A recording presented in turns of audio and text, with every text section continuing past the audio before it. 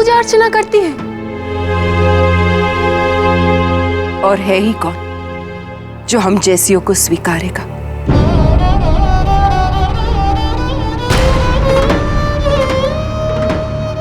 तेरे पिता के बनाए हुए इस समाज में अगर कोई है जो हम जैसियों की रक्षा करेगा तो वो केवल शिव है।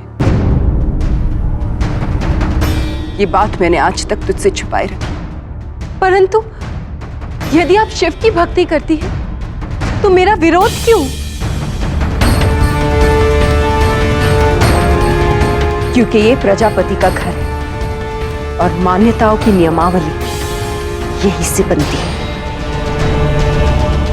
सारे रीति रिवाज यहीं से शुरू होते हैं और तू उस प्रजापति की बेटी है जो शिव को कभी नहीं स्वीकारेगा। इसीलिए मैं तेरा विरोध करती हूं। यदि प्रजापति दक्ष शिव को नहीं स्वीकारेंगे तो उनकी पुत्री भी उन्हें कभी नहीं स्वीकारेगी। झूठा अभिमान है तेरा। अरे हम गणिकाओं का तो धर्म ही प्रेम होता है। तूने भले ही अपना प्रेम मेरे सामने न स्वीकारा, किंतु तेरे प्रेम का सत्य तेरी आंखों से प्रकट हो गया था उसी दिन जब मैंने तुझे उद्यान में देखा। पर अब मुझे केवल तेरे प्रेम का सत्य नहीं दिखाई देता, तेरा अंत भी दिखाई देता है। एक ऐसी भयानक घटना जो शताब्दियों तक भुलाई नहीं भूलेगी। क्योंकि एक तरफ है प्रजापति जो शिव को कभी नहीं स्वीकारेगा और दूसरी तरफ है शिव जो सबके होकर भी सबसे अलग है। प्रेम के बंधन में बंधकर भी हर बंधन से मुक्त।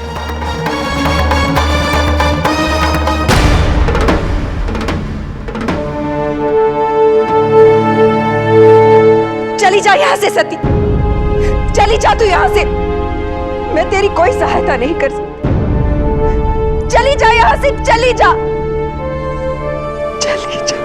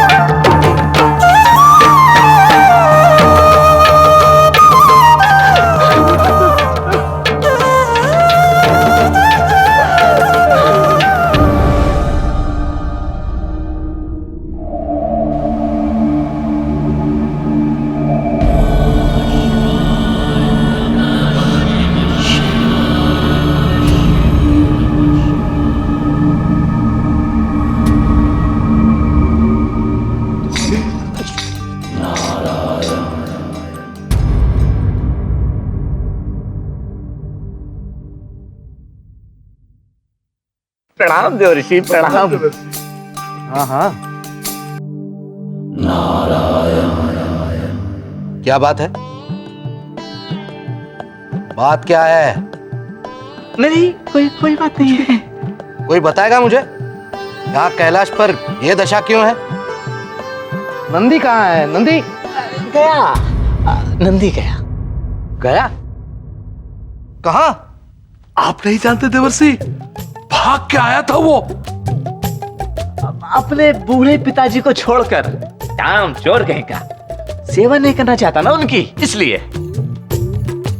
देवर्षि, महादेव ने वो फटकार लगा के निकाला उसे कि पूछिए मत। क्या नंदी को कैलाश पर से निकाल दिया गया? सत्य है, सत्य है देवर्षि। नारायण नारायण नारायण नारायण नारायण नारायण नारायण।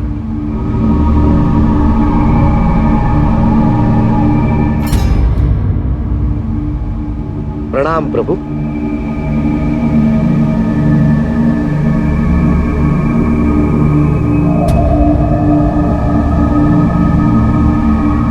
नंदी के बिना कैलाश और महादेव की कल्पना करना भी असंभव है प्रभु।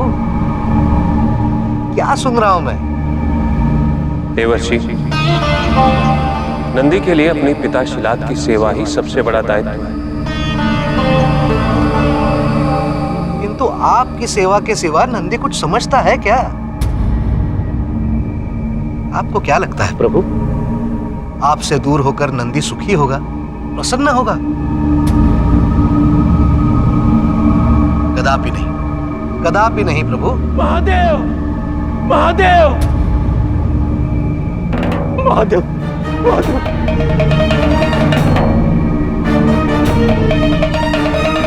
प्रभु, उसे वापस बुला लीजिए, मुझे वापस बुला लीजिए प्रभु, अन्यथा आपके वियोग में वो अपने प्राण त्याग देगा प्रभु।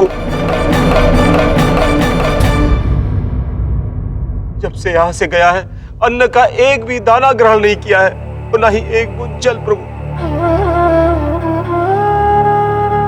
आंखों से आंसू ऐसे बह गए प्रभु, अब तो आंसुओं का भी अकाल हो चुका है उसकी आंखों में।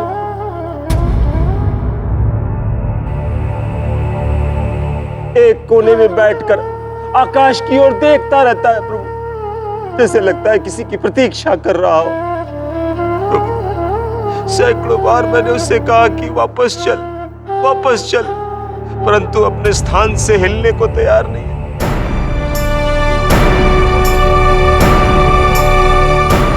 प्रभु, उसे वापस बुला लीजिए, मुझसे बहुत बड़ी भूल हो गई प्रभु।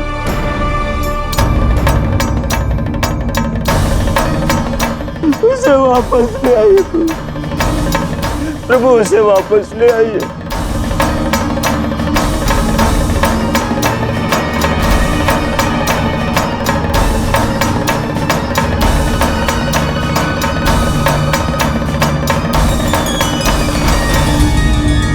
भूल तो मुझसे हुई है शिलाद, मैंने नंदी को बहुत दुख पहुंचाया। मेरा प्रिय सेवक, मेरे पुत्र से जानता हूं मैं उसे, बहुत पीड़ा पहुंची होगी उसे।